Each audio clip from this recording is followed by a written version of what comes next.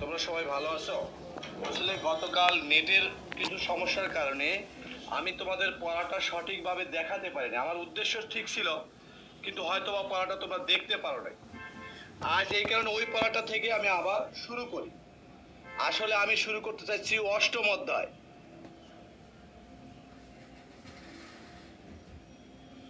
অষ্টম অধ্যায় পদার্থবিজ্ঞান প্রথম পত্র।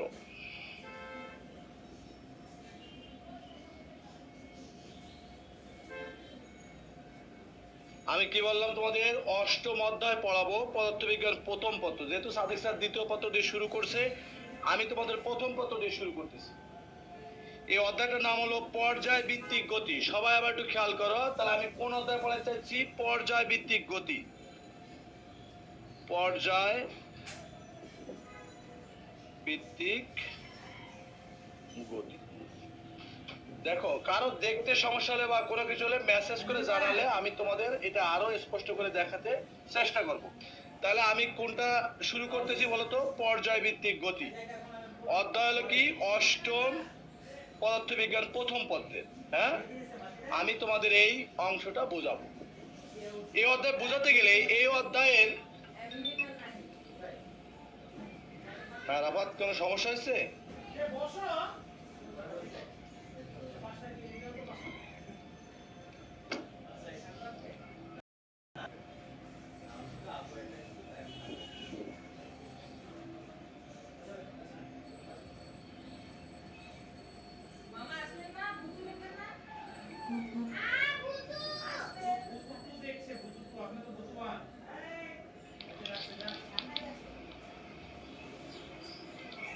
হ্যালো,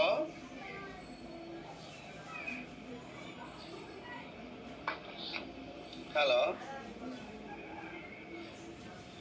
আচ্ছা, তোমাদের যেটা বলতেছিলাম, পর্যায়ভিত্তিক গতিটা আমি তোমাদের দেখানোর চেষ্টা করবো। মাঝখানে আমার এক ছাত্র আমাকে জানালো যে স্যার উল্টা দেখাচ্ছে, এই জন্য আমি একটু মোবাইলটা ঠিক করে নিলাম।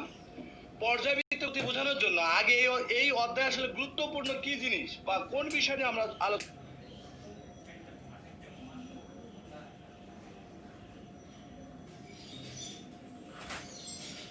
করবো সেই বিষয়টা বলি। আসলে এই অধ্যায়টা হলো গতিরই একটা অংশ। গতির কে আমরা মূলত দুই ভাগে ভাগ করি। একটা হলো পর্যায়ভিত্তিক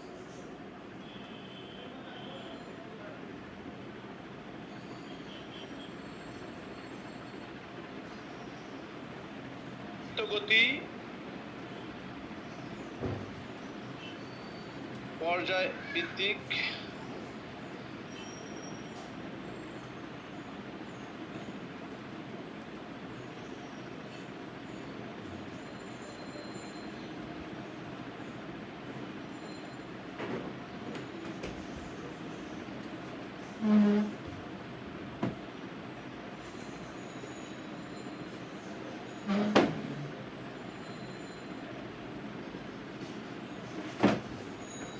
গতি, আর একটা হলো অপর্যায় ভিত্তিক গতি। ভিত্তিক গতি, পর্যায়ভিত্তিক গতিকে আবার আমরা দুই ভাগে ভাগ করি। একটা হলো স্পন্দক, স্পন্দন গতি, আর একটা হলো স্পন্দন গতি নয় এমন গতি। স্পন্দন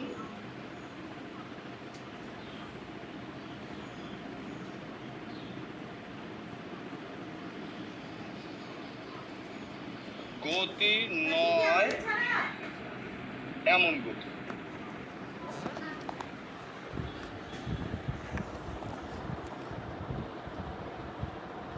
স্পন্দন গতিকে আবার আমরা দুই ভাগে ভাগ করি।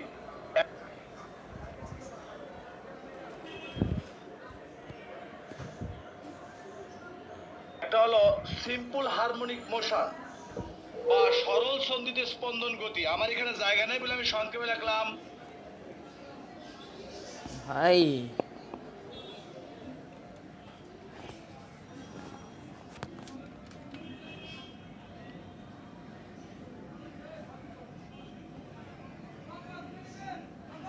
Simple harmonic motion.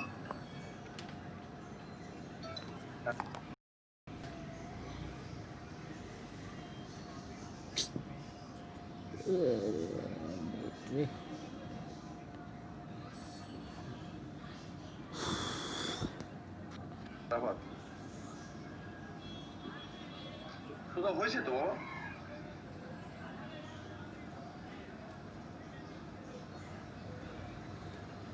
এখন আমি কি করতে পারি তোমরা বলো কি করলে সোজা হবে আমি তো দেখ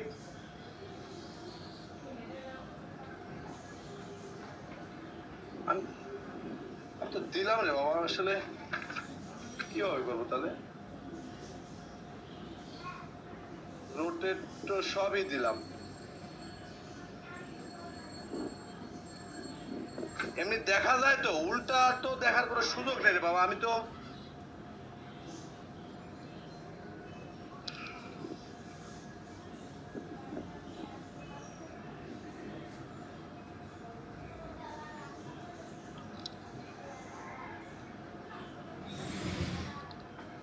এবার কি ঠিক আছে দেখো তো সবাই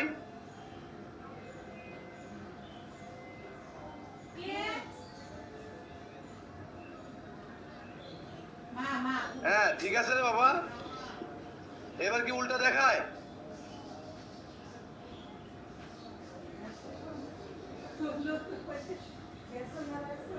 একজনটি এসএমএস এ জানা হ্যাঁ ঠিক আছে sir okay thank you sorry আসলে আমার মোবাইলটা উল্টে গেছে আসলে টেকনিক্যাল কোনো সমস্যা হতে পারে আমি একটু জানবো পরে তাহলে আমি আবার একটু বলি গতিকে প্রধানত আমরা দুই ভাগে ভাগ করি একটা হলো পর্যায়বৃত্ত গতি আর একটা হলো অপর্যায়বৃত্ত গতি পর্যায়বৃত্ত গতিটাকে আবার দুই ভাগে ভাগ করি স্পন্দন গতি আর হলো স্পন্দন গতি নয় এমন গতি এরপর বলছি স্পন্দন গতিকে আবার দুই ভাগে ভাগ করা হয় একটা হলো সিম্পল হারমোনিক মোশন অর্থাৎ সরল সন্ধিত স্পন্দন গতি আর একটা হলো ড্যাম হারমোনিক মোশন DHM আমাদের ইন্টারমিডিয়েট আলোচনার বিষয় হলো পর্যায়বৃত্ত গতি স্পন্দন গতি আর হলো সিম্পল হারমোনিক মোশন অর্থাৎ আমরা আলোচনা করব হলো পর্যায় ভিত্তিক গতি নিয়ে তারপর হলো স্পন্দন গতি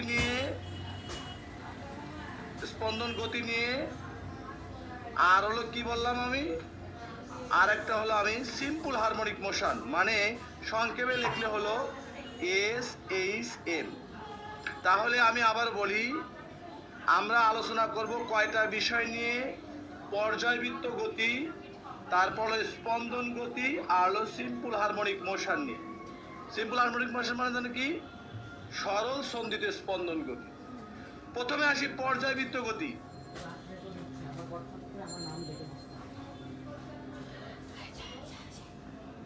কুত্তার বাচ্চা নেট রে পর্যায়বৃত্তিক মানে হলো কি নির্দিষ্ট সময় পর পর গতির পুনরাবৃত্তি হবে পর্যায়বৃত্ত গতি হওয়ার শর্ত হলো দুইটা এক নির্দিষ্ট এত স্লো এই দেখ নির্দিষ্ট বললে চাচা থেমে গেছে আবার আসছে সময় পর পর নির্দিষ্ট সময় পর পর আর দুই নাম্বারটা হলো এই পর্যাবৃত্ত গতির শর্ত হলো নির্দিষ্ট সময় পর পর আর হলো নির্দিষ্ট ভাই দিক থেকে বারবার পুনরাবৃত্তি হবে গতির নির্দিষ্ট দিক থেকে গতি বারবার পুনরাবৃত্তি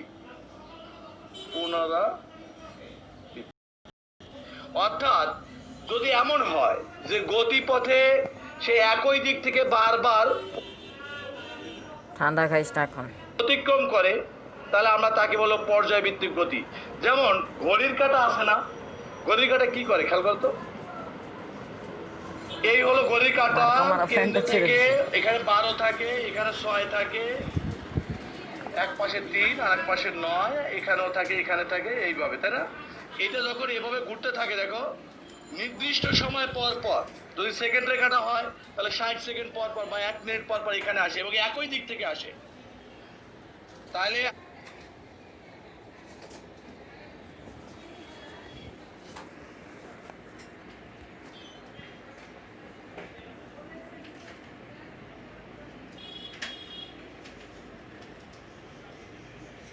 আমরা বললাম পর্যাবৃত্ত গতি যদি কোনো গতি নির্দিষ্ট সময় পর পর একই দিক থেকে গতির পুনরাবৃত্তি ঘটে, তাহলে তাকে আমরা বলবো পর্যায়বৃত্ত গতি।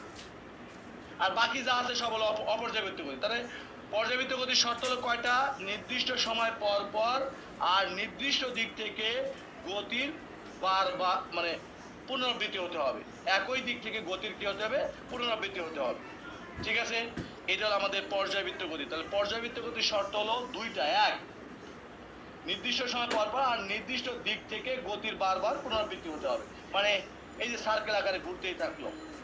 অথবা সূর্যকে কেন্দ্র করে গ্রহ বা উপগ্রহগুলো সূর্যের চারিদিকে আবর্তন করে না একই দিক থেকে এবং নির্দিষ্ট সময় পর পর, হ্যাঁ, এটার নামই হলো আমাদের পর্যায়বৃত্ত গতি। পর্যায়বৃত্ত গতির শর্ত তাহলে খেয়াল করো দুইটা, এক নির্দিষ্ট সময় পর পর আর একই দিক থেকে গতির পুনরাবৃত্তি হলে তার নাম হবে হলো কি গতি? পর্যায়বৃত্ত গতি। কথাটা কি সবাই বুঝছো? হ্যাঁ, তাহলে পর্যায়বৃত্ত গতি হবে হলো নির্দিষ্ট সময় পর পর যদি একই দিক থেকে পুনরাবৃত্তি ঘটে তার নাম হবে হলো কি গতি? পর্যায়বৃত্ত গতি। এবার আসি আমি স্পন্দন গতি কি।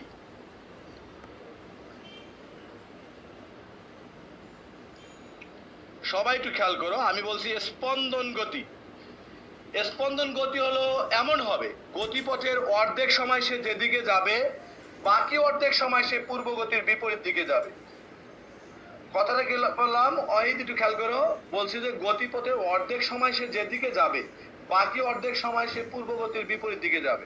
যেমন আমি একটি সরল দোলক নিলাম, এই তার সাম্য অবস্থান হলো ও, ববটাকে আমি টেনে এ বিন্দুতে নিলাম, ছেড়ে দিলে সে ও হয়ে পরবর্তীতে সে কোন বিন্দু গেল? মনে করো বি বিন্দুতে গেল। কোন বিন্দু গেল? বিতে গেল। আবার সে এদিকে ফিরে এসে, তাই এক্ষেত্রে কি হয় দেখো, গতিপথের অর্ধেক সময় সে এ থেকে বি এর দিকে যায়, বাকি অর্ধেক সময় কি যায়? বি থেকে এর দিকে যায়। যদি এরকম হয় তার নাম হবে হলো সরল সন্ধিত স্পন্দন, সরি, তাকে আমরা বলছি স্পন্দন গতি। মানে গতিপথে অর্ধেক সময় যেদিকে যাবে বাকি অর্ধেক সময় পূর্ব গতির বিপরীত দিকে যাবে। ইংরেজিতে এটাকে আমরা বলি to and fro. To and fro মানে কি বলতো? To and F R O fro, এর অর্থ হলো এদিক ওদিক গতি, অর্থাৎ একবার এদিকে যাবে আর একবার পূর্ব গতির বিপরীত দিকে যাবে। এটার নাম হবে হলো কি গতি? স্পন্দন গতি। তাহলে আমরা বললাম যদি কোনো বস্তুর গতি এমন হয় গতিপথের অর্ধেক সময় সে যেদিকে যায় বাকি অর্ধেক সময় সে পূর্ব গতির বিপরীত দিকে যায় তার নাম হবে হলো কি? স্পন্দন গতি। এবার আসি, আমি বলছি সংক্ষেপে যেটা লিখছিলাম সেই লিখি, সিম্পল হারমোনিক মোশন। এটা জানি কি বলছি? সরল সরল সন্ধিত স্পন্দন গতি। আসলে এটা একটু গুরুত্বপূর্ণ। শোনো, যে পর্যাবৃত্ত গতি, কথাটা কি বললাম? পর্যাবৃত্ত গতি মানে নির্দিষ্ট সময় পর পর একই দিক থেকে ফিরে আসবে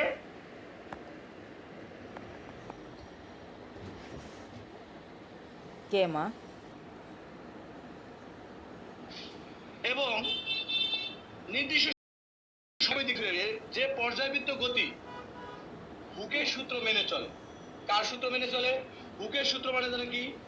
বল সরণের সমানুপাতিক। সরণটাকে আসলে আমরা আগে লিখতাম এক্স, কিন্তু এই অধ্যায়ে আমি ওয়াই লেখার চেষ্টা করব। বল সরণের সমানুপাতিক, কিন্তু মাইনাস দ্বারা বোঝাইছে দিকটা হবে সরণের বিপরীতমুখী। অর্থাৎ সরল সন্ধিত স্পন্দন গতির বৈশিষ্ট্য এমন হবে যে গতির ক্ষেত্রে বল প্রযুক্ত বল হবে সরণের সমানুপাতিক, কিন্তু দিকটা হবে সরণের কোন দিকে? বিপরীত দিকে। যেমন আমি এখানে বল প্রয়োগ করছিলাম প্রথমে এদিকে, কিন্তু ছেড়ে দিলে সে আসতে চাইছে এদিকে। আবার যখন ছেড়ে দিয়েছি এদিকে চলে আসছে, বল এদিকে চলে আসছে, তখন সে আসতে চাইছে কোন দিকে? অর্থাৎ বলের দিক যদি এদিকে হয় সরণের দিক হবে তখন কোন দিকে? উল্টা দিক। এরকম গতিকে আমরা বলবো হলো সরল সন্ধিত স্পন্দন গতি বা সিম্পল হারমোনিক মোশন। তাহলে কথাটা কি বললাম? সরল সন্ধিত স্পন্দন গতির ক্ষেত্রে বল সরণের সমানুপাতিক অথবা ত্বরণ সরণের সমানুপাতিক, কিন্তু দিকটা হবে কোন দিকে? বিপরীত দিকে। এটা দ্বারা কিন্তু ব্যস্ত অনুপাতিক বোঝায় না, মাইনাস দ্বারা বোঝায় দিক। দিকটা কোন দিকে হবে? বিপরীত দিকে হবে। এই গতির কিছু বৈশিষ্ট্য আছে। এক, দেখো এটি কিন্তু পর্যায়বৃত্ত এই সরল চন্দ্র স্পন্দন গতির উদাহরণ হলো সরল দোলকের গতি। কিরকম? এই দেখো, তাহলে সরল চন্দ্র স্পন্দন গতির ক্ষেত্রে আমি বল এদিকে যখন বল প্রয়োগ করছি তখন আসতেছে এদিকে, আর যখন এদিকে বল প্রয়োগ করি তখন আসতেছে এদিকে, অর্থাৎ বল সরণের সামনে এবং দিকটা বিপরীত দিকে, এবং এটি একটা পর্যায়বৃত্ত গতিও। তাহলে আমরা বললাম সরল চন্দ্র স্পন্দন গতি হলো যে পর্যায়বৃত্ত গতি হুকের সংক্ষিপ্ত কথা হলো হুকের সূত্র মেনে চলে, অথবা যার ক্ষেত্রে বল সরণের সমানুপাতিক কিন্তু দিকটা সরণের বিপরীত দিকে, তাকে আমরা বলবো হলো কি সরল সন্ধিত স্পন্দন গতি। তাকে আমরা কি বলবো? সরল সন্ধিত স্পন্দন গতি। এখন আমি এখানে একটা বইতে আমি কয়েকটা ছবি তোমাদের দেখাই, বলো তো কোনটা কোন গতি বা কোনটা কি হতে পারে, সবাই একটু খেয়াল করো। এই ঘড়ির কাঁটা, এটা তো ঘড়ির কাঁটা না? এই ঘড়ির কাঁটা কিন্তু নির্দিষ্ট সময় পর পর এভাবে আবর্তন করতেছে, তাই না? তাহলে এটা আমার কি গতি? পর্যায়বৃত্ত গতি। হ্যাঁ, এটা হলো আমাদের পর্যায়বৃত্ত গতি। লাটিম এভাবে ঘুরতে থাকে, তাই না? লাটিমের গতি এটাও কি পর্যায়বৃত্ত গতি। এটা দেখো একটি সরল দোলক, এখানে ছিল, এখান থেকে এদিকে আসছে, আবার এদিকে গেছে, আবার এদিকে, অর্থাৎ এটি কিন্তু স্পন্দন গতি। এটা কি গতি? স্পন্দন গতি। কারণ গতিপথের অর্ধেক সময় যেদিকে যাবে, বাকি অর্ধেক সময় পূর্ববর্তীর বিপরীত দিকে যাবে, তার মানে এটি হবে হলো কি গতি? স্পন্দন গতি। এটা কি? সূর্য, এইটা আমাদের পৃথিবী সূর্যের চারিদিকে আবর্তন করছে এরকম বোঝাইছে, তাহলে এটা আমাদের কি গতি? পর্যায়বৃত্ত গতি। এটা কিন্তু গতিপথের অর্ধেক সময় এই সরল দোলকের মতো বিপরীত দিকে যায় না, তাহলে এটি শুধুই পর্যায়বৃত্ত গতি। এখানে এটা শুধু পর্যায়বৃত্ত গতি, এটাও পর্যায়বৃত্ত গতি, এটাও পর্যায়বৃত্ত গতি, এ কিন্তু পর্যায়বৃত্ত গতি, স্পন্দন গতি, আবার সরল সন্ধিত স্পন্দন গতিও। সরল সন্ধিত স্পন্দন গতির বৈশিষ্ট্য কি বলছিলাম? গতিপথে তার বৈশিষ্ট্য এমন হবে, এটি একটি রৈখিক গতি, এটি একটি পর্যায়বৃত্ত গতি, বক্র গতি, আর হলো ত্বরণ সাম্য অবস্থা থেকে সরণের সমানুপাতিক বা দিক বিপরীত দিকে হবে। এই সকল শর্ত মেনে চলে হলো আমাদের সরল দোলক। কি দোলক? এটার নাম হলো সরল দোলক। এটা বব এ থেকে আমি সিতে নিছি, একদিকে সর্বোচ্চ নিয়ে ছেড়ে দিলে সে বিপরীত দিকে আসতে থাকবে, তাই না? তাহলে এটা হলো আমাদের পর্যায়বৃত্ত গতি উদাহরণ। বৃত্তীয় অর্থাৎ সকল বৈশিষ্ট্য থাকবে হলো আমাদের সরল সন্ধিত স্পন্দন গতির ভিতরে। আমি এখন তোমাদের দেখাবো সরল সন্ধিত স্পন্দন গতির ব্যাপককলনীয় সমীকরণ। কি বুঝতে চাইছি বলতো? সরল সন্ধিত স্পন্দন গতির ব্যবকলনীয় সমীকরণ। কি বুঝাতে চাইছি বলতো? সরল সন্ধিত স্পন্দন গতির ব্যাপককলনীয় সমীকরণটা আমি দেখানোর চেষ্টা করব, সবাই একটু খেয়াল করো। সরল সন্ধিত স্পন্দন গতির বৈশিষ্ট্যটা কি বলছিলাম? এফ সমানুপাতিক কত বলছি বলতো? এফ সমানুপাতিক কত বলছি? ওয়াই। তবে দিকটা যেন কোন দিকে হবে? সরণ যেদিকে হবে, মূলত বল যেদিকে হবে তার বিপরীত দিকে, এই জন্য এখানে একটা কি চিহ্ন হবে? মাইনাস চিহ্ন হবে। এফ সমান সমান তাহলে কত হবে? সমান, সমানুপাতিক সমান হবে, একটা কে আসবে, মাইনাসটাও থেকে যাবে, সাথে একটা ওয়াই আসবে। দেখা যায় তো? হ্যাঁ, ঠিক আছে। তাহলে আমি আবার একটু বিষয়টা বলি। তাহলে এফ সমান আমরা জানি কত বলতো? এম এ সমান মাইনাস কে ওয়াই। তাহলে এ সমান কত পাবো? Minus k by y divided by কত? এম। তাহলে এ সমান কত পাবো? K by m into y equal to হলো কত পাইলাম? 0। এখন বিষয়টা আমি একটু বলার চেষ্টা করি। এই ত্বরণটা কি? এ মানে হলো ত্বরণ। এ মানে কি বলতো? ত্বরণ। ত্বরণ মানে কি বলতো? বেগ বৃদ্ধির হার, মানে ডিভি বাই ডিটি। ত্বরণ মানে হলো কি বলতো? বেগ বৃদ্ধির হার। তাহলে ডি বাই ডিটি। ভি মানে কি? আবার সরণের হার, এখানে সরণ হলো Y, D Y by DT. আমি আবার বলি, ত্বরণ কাকে বলে যারা জানো স্পষ্ট করে আমি একটু বলতে পারো? ত্বরণ মানে হলো বেগ বৃদ্ধির হার, মানে ডিভি বাই ডিটি। ত্বরণ মানে কি বলতো? DV by DT. আর ভি মানে কি? ওই যে ভি মানে হলো আমরা জানতাম হলো ডি ওয়াই বাই ডিটি। এটা গতির ভিতরে পড়ছিলাম, কোনটা পড়ছিলাম? গতিতে, তাই না? তাহলে এ সমান সমান একবারে কত পাবো বলো? এ সমান সমান আমরা পাবো হলো ওয়াই বাই কত ডি টি এস, তাই না? ত্বরণের মানটা পাইলাম। মোশন আরেকটা বিষয় বলি, আসলে কে বাই এম সমান সমান ফিজিক্স। হলো ওমেগা স্কয়ার। এখন কিভাবে লিখবো তার সপক্ষে তো কিছু যুক্তি দেখানো দরকার। কে বাই এম সমান হলো ওমেগা স্কয়ার, সেটা আমি তোমাদের এখনই দেখাবো পরের পৃষ্ঠায়। তাহলে এই মানগুলো যদি আমরা ধরে নিই যে কে বাই এম সমান ওমেগা স্কয়ার আর এ সমান D square Y by DT square, এই মানটা এখানে বসাইলে কত পাবো বলো তো? D square Y by DT square plus কত পাবো? ওমেগা স্কয়ার কত ওয়াই ইকুয়াল টু 0। এটা হলো আমাদের ব্যাপককলনীয় সমীকরণ। এটা হলো কি? সরল সন্দিত স্পন্দকের কি সমীকরণ? ব্যাপককলনীয় সমীকরণ। এটা আমাদের কি বলতো? সরল সন্দিত স্পন্দকের কি সমীকরণ বলতো? ব্যাপককলনীয় সমীকরণ। কথাটা আমি আবার একটু বলে নি, আমি কিন্তু একটা পয়েন্ট রেখে দিলাম, কে বাই এম সমান ওমেগা স্কয়ার কিভাবে আসে সেটা আমি দেখাবো। তার আগে আমি আবার একটু ব্যাপককলনীয় সমীকরণ দেখাই, যদি কারো সমস্যা থাকে মানে আমার এই মেসেজের মাধ্যমে জানাও। হ্যাঁ, আমি তোমাদের জানানোর চেষ্টা করব। এফ সমান আমরা জানি কত? -1। কারণ সরল সন্দিত স্পন্দন গতির বৈশিষ্ট্য বলছি যে বল হবে সরণের সমানুপাতিক কিন্তু দিকটা হবে সরণের বিপরীত দিকে। এফ সমান মাইনাস তো থাকলোই, সমানুপাতিক এটা কে ওয়াই আসলো। এফ সমান হলো m a minus k y, এমটাকে নিচে নিয়ে আসলাম। তাহলে এ সমান minus k by m into y, এটাকে আগে নিয়ে আসলে এ সমান a plus k by m into y equal to হলো 0। এখন এখানে এটা হলো আমি বলছি ত্বরণ। এটাকে আমি কি বলছি বলতো? ত্বরণ। ত্বরণ মানে কি? সংজ্ঞা আমরা জানি বেগ বৃদ্ধির হারকে বলা হলো কি? ত্বরণ। তার মানে হলো DV by DT equal to হলো ত্বরণ। তাহলে ভি এর মান হলো ডিওয়াই বাই ডিটি। বাঙাইলে পাবো ত্বরণ এ সমান ডি স্কয়ার ওয়াই বাই কত ডিটি স্কয়ার। আর আমি এখন ধরে নিচ্ছি, আমি এক মানে মিনিট খানিক পরে আমি দেখাবো কে বাই এম সমান ওমেগা স্কয়ার সপক্ষে যুক্তি। আমি কে বাই এম সমান ধরলাম হলো কত? Omega square. এখানে ওমেগা হলো কৌণিক বেগ। ওমেগা হলো কি? কৌণিক বেগ। আর কে বাই এম থেকে ওমেগা স্কয়ার কিভাবে আসে আমি দেখাবো। তাহলে সব মিলিয়ে এই মান দুইটাকে যদি আমি 1 নং সমীকরণে বসিয়ে দিই, কয় নঙে বসিয়ে দিই? 1 নঙে। তাহলে আমি পাবো D square Y by DT square plus omega square Y equal to 0। এটা হলো আমাদের ব্যাপককলনীয় সমীকরণ। আমাদের কি সমীকরণ? ব্যাপককলনীয় সমীকরণ। এখন কে বাই এম ইকুয়াল টু কেন আমি ওমেগা স্কয়ার লিখলাম তার সপক্ষে তোমাদের একটু যুক্তি দিব। ওকে, কে বাই এম সমান কেন ওমেগা স্কয়ার লিখলাম তার পক্ষে একটু যুক্তি দেওয়ার চেষ্টা করি। তোমাদের যদি গ্রহণ মনে না হয় তাহলে আমার মেসেজে আবার জানাবো, আমি আবার বোঝানোর করব। শোনো, আমি ওমেগাটাকে আমি বলছি হলো কৌণিক বেগ।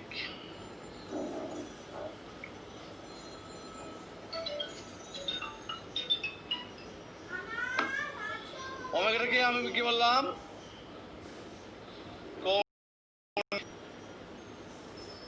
বেগ। কৌণিক বেগ সমান সমান হলো কত বলতো? 2 পাই বাই টি।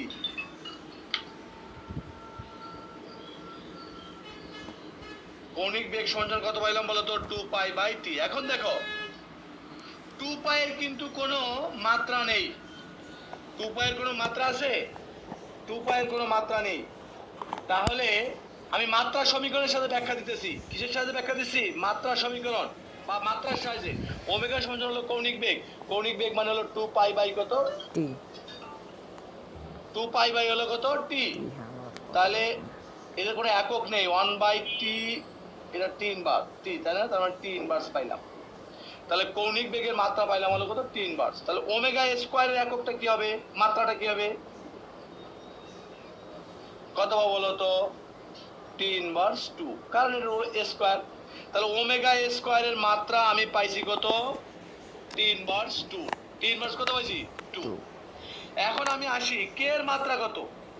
এফ সমান আমরা জানি হলো ওই যে মাইনাস কে ওয়াই, তার মানে আমি লিখতে পারি হলো কে সমান হলো মাইনাস এফ বাই ওয়াই। তাহলে কে এর মাত্রা কত, কে এর মাত্রা কত পাবো, এর তো মাইনাসের তো কোনো মাত্রা নাই, এফ এর মাত্রা হলো এম এল টি ইনভার্স মাত্র হইছে ডিভাইডেড বাই মাত্রা। এল, কাটাকাটি করতে থাকবে এম টি ইনভার্স 2। তাহলে অতএব কে বাই এম এর মাত্রা কত, কে বাই এম এর মাত্রাটা কত আসবে একজন একটু বলো। কে বাই এম এর মাত্রাটা আসবে হলো, কে এর মাত্রা তো পাইছি L T inverse 2, M T inverse 2, আর এম এর মাত্রা হলো এম, কাটাকাটি গেলে কত আসলো খেয়াল করো। কে বাই এম এর মাত্রা, কে বাই এম এর মাত্রা আর হলো ওমেগা স্কয়ারের মাত্রা একই। কি পাইছি বলতো, একই। এর অর্থ হলো মাত্রা সমান হবে ওই সময় যখন দুই পক্ষ কি হবে, সমান হবে। দুইটা জিনিস একই না হলে তাদের মাত্রা কখনো একই হবে না বা একক কখনো একই হবে না। তাহলে আমরা কে বাই এম সোজা গেছে সমান সমান লিখতে পারি হলো কত, omega square. K by M সমান আমি কত লিখতে পারি, ওমেগা স্কয়ার। আমি কি বিষয়টা বুঝাইতে পারছি? ওকে, হ্যাঁ জি। তাহলে আমি কথাটা আবার একটু বলি। ওকে, এই সরল সন্ধিতে যে সকল পড়াগুলো পড়াইলাম আমি আবার একটু বলার চেষ্টা করি, তারপর তোমাদের নতুন আরেকটা পড়ায় যাব। গতদিনের পড়াটাই আজকে পড়াইলাম, কারণ নেটের জটিলতার কারণে আমি পড়াইতে পারিনি। আমি পড়াইছিল অষ্টম অধ্যায় পদার্থবিজ্ঞান প্রথম পত্রের যে সকল বিষয়গুলো পড়াইলাম একটু খেয়াল করো। প্রথমে পড়াইছি পর্যায়বৃত্ত গতি, পড়াবো অধ্যায়ের নাম হলো পর্যায়ভিত্তিক গতি। পর্যায়ভিত্তিক গতিতে কিভাবে আসছে বা কি কি এই অধ্যায়ে আলোচনার বিষয় সেটা নির্ধারণ করার জন্য আমি বললাম গতিরই একটা অংশ। গতিটাকে দুই ভাগে ভাগ করে, একটা হলো পর্যায়ভিত্তিক গতি আর হলো অপর্যায়ভিত্তিক গতি। পর্যায়ভিত্তিক গতি হলো নির্দিষ্ট সময় পর পর একই দিক থেকে পুনরাবৃত্তি হলে তার নাম হলো পর্যায়ভিত্তিক গতি। আর এটা যে না করবে সে হলো অপর্যায়বৃত্ত গতি। পর্যায়ভিত্তিক গতিকে আবার দুই ভাগে ভাগ করে থাকলে স্পন্দন গতি, আর এটা হলো স্পন্দন গতি নয় এমন গতি। স্পন্দন গতি কি, যে সকল বস্তু গতিপথের অর্ধেক সময় যেদিকে যায় বাকি অর্ধেক সময় পূর্ব গতির বিপরীত দিকে যায় তাকে আমরা বলছি স্পন্দন গতি। যেমন সরল দোলক। এই স্পন্দন গতিকে আবার দুই ভাগে ভাগ করছি, এটা হলো সিম্পল হারমোনিক মোশন বা এসএইচএম সিম্পল হারমোনিক মোশন, আর হলো কি ডিএইচএম মানে ড্যাম হারমোনিক মোশন। অর্থাৎ সরল সন্ধিতে স্পন্দন গতি আর এটা হলো সরল সন্ধিতে স্পন্দন গতি না এমন গতি। এখন আমি তোমাদের বই থেকে উদাহরণ দেওয়ার চেষ্টা করছিলাম।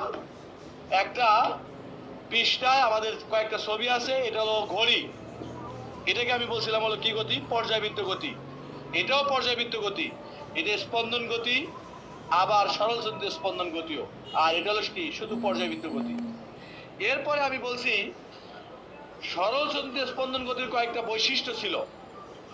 এক নম্বর বৈশিষ্ট্য বলছিলাম বল সারণের সমানুপাতিক, কিন্তু বলটা হবে সারণের কোনমুখী, বিপরীতমুখী। এটি পর্যায়বৃত্ত গতি, এটি রৈখিক গতি, এটি বৃত্তীয় গতি। অর্থাৎ গতির বেশিরভাগ বৈশিষ্ট্যই সরল স্পন্দন গতির ভিতরে থাকবে।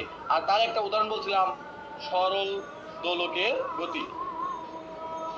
তারপর আমি বলতে চাইছি সরল চন্দ্রীয় স্পন্দন গতির ব্যাপককলনীয় সমীকরণটা দেখাইছি। সরল চন্দ্রীয় স্পন্দনের কি সমীকরণ, ব্যাপককলনীয় সমীকরণ। সরল চন্দ্রীয় স্পন্দন গতির বৈশিষ্ট্য হলো কি, এফ সমানুপাতিক হলো মাইনাস ওয়াই, তাহলে এফ সমান হলো m a minus k Y, তাহলে এ সমান মাইনাস কে বাই এম। তাহলে এ সমান, এখানে এটা হলো ত্বরণ, এটা হলো কি বলছি ত্বরণ। ত্বরণ মানে কি বেগ বৃদ্ধির হার, মানে ডিভি বাই ডিটি। গতির অধ্যায় পড়ছো, ভি মানে হলো ডিওয়াই বাই ডিটি, কারণ হলো সরণের হার। একবার লিখলে এইটা। আর আমি এখানে ধরে নিছি যে কে বাই এম সমান ওমেগা স্কয়ার, তার যুক্তি আমি একটু পরে দিছি। মানগুলো বসিয়ে দিলে এখানে পাই d square Y by DT square plus omega square Y equal to হলো কত 0। এটাকে আমরা বলছি সরল সন্ধিত স্পন্দকের কি সমীকরণ, ব্যাপককলনীয় সমীকরণ। কি সমীকরণ বলছি, ব্যাপককলনীয় সমীকরণ। পরে এই কৌণিক বেগ ওমেগা সমান সমান যে কে বাই এম, তার একটু যুক্তি সে তার পক্ষে একটু যুক্তি দেখানোর চেষ্টা করছি, তাই না? সেটা যেন কই দেখালাম, আমি আবার একটু দেখানোর চেষ্টা করি। কি বলছি যে এইটা কিভাবে আসলো,